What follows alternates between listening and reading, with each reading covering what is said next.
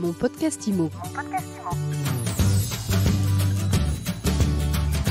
Merci d'écouter mon podcast IMO et aujourd'hui vous tombez bien parce que vous allez apprendre beaucoup de choses avec une question et 3 réponses. C'est ce que nous faisons régulièrement avec vous Bruno Rouleau, bonjour. Bonjour Fred. Vous êtes porte-parole du courtier InFi Crédit et la question du jour, c'est quoi la différence entre rachat de crédit et renégociation de crédit? Je m'explique.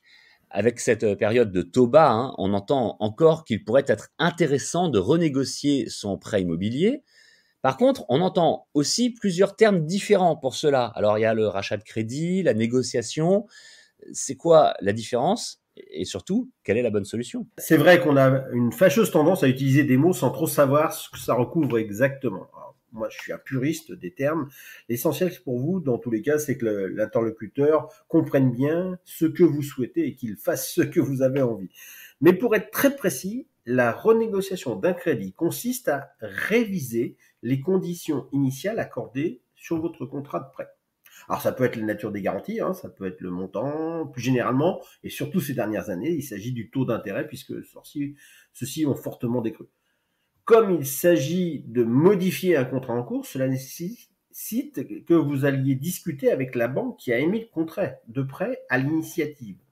Ça se traduit donc la plupart du temps par l'édition d'un avenant au contrat. A contrario, le rachat de crédit, c'est la reprise de ce crédit initialement octroyé par une banque, mais par une autre banque. Vous en profiterez peut-être là aussi pour modifier tous les éléments du prêt, comme on a évoqué, mais ça fera l'objet d'un nouveau contrat de prêt et non pas un seul avenant émis par une nouvelle banque. C'est très clair, mais forcément sur la base du prêt initial que tout ceci se fait. Non, pas du tout. En tout cas, pas forcément. Vous pouvez en profiter pour modifier plein d'éléments par rapport au contrat initial. Peut-être que votre situation professionnelle s'est améliorée et que vous souhaitez du coup en profiter pour raccourcir la durée d'amortissement. Il vous reste 12 ans, mais vous en profitez pour le ramener à 10 ans. Peut-être que vous voulez bénéficier depuis d'une donation et que vous souhaitez minorer le montant du prêt. Si cela se passe dans le cadre de vos contrats initiaux, ça peut passer par un remboursement anticipé partiel, on l'avait évoqué dans une précédente émission, prévu au contrat, ou bien faire de cette situation l'occasion d'une refonte totale du contrat. Il peut y avoir des notions de garantie, il peut y avoir tout un tas de choses. Par ailleurs, il peut y avoir aussi l'opportunité de reprendre d'autres encours de crédit. J'ai entre-temps fait un crédit à consommation pour des travaux ou pour une voiture. Alors, selon le montant qui sera à reprendre, la stratégie de la banque et sa capacité à traiter ce genre de dossier, il faudra alors sans doute passer par la case regroupement de crédit, c'est-à-dire le mécanisme qui est encore un peu différent de ceux qu'on a évoqués, qui consiste à tout regrouper, tous les crédits en une seule ligne et d'étaler l'endettement qui vous concerne sur une durée plus longue pour alléger le poids de vos remboursements mensuels. Votre banque ne fera peut-être pas cela et il vous faudra alors passer par un organisme spécialisé qui est elle-même souvent une filiale d'une grande banque. Et mon petit doigt me dit que nous aurons sans doute l'occasion d'en reparler de ce regroupement de crédit Bruno Rouleau. Mais pour le moment, on continue sur notre sujet du jour. Est-ce que ça vaut toujours le coup de renégocier son prêt si les taux baissent? Alors ça se calcule. Pourquoi? Parce que il faut déjà que la banque qui a émis le crédit accepte de le faire. Car cette baisse, elle va rendre le contrat moins rentable pour elle. Donc, d'ailleurs, si elle accepte de le faire, il n'est pas rare que vous ayez un taux qui vous soit proposé, qui soit quand même pas tout à fait le taux qui est agressivement proposé à des nouveaux clients.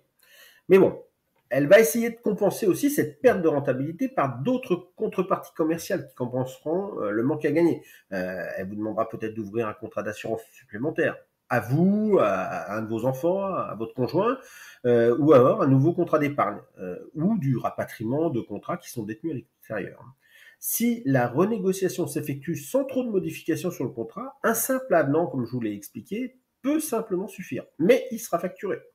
S'il y a beaucoup de modifications ou si vous procédez à un rachat par une autre banque, il faudra tenir compte aussi du différentiel de coût de tous les accessoires et pas seulement le taux.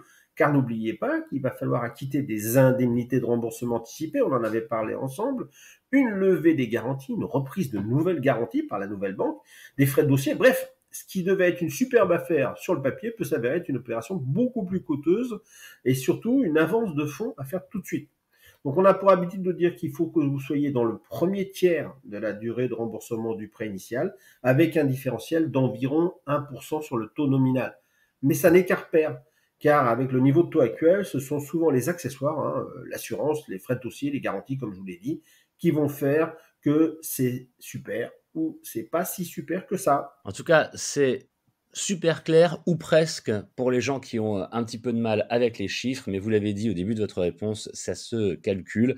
Et là, c'est justement votre métier, c'est le métier des courtiers, hein, dans ces cas-là, de calculer en fonction du dossier de chaque personne. Parfaitement. Et donc, venez nous voir avant. Ça tombe bien puisque vous êtes porte-parole du courtier InEnfi Crédit. Merci beaucoup Bruno Rouleau d'avoir répondu à la question du jour qui était, je le rappelle, c'est quoi la différence entre rachat de crédit et renégociation de crédit? On vous retrouve très bientôt dans un nouvel épisode de mon podcast IMO avec toujours le même schéma. C'est quoi? Et une question et vous nous répondez de manière précise, documentée et concise aussi en 3 points. Merci Bruno, à bientôt. Bonne journée Fred. Mon podcast IMO.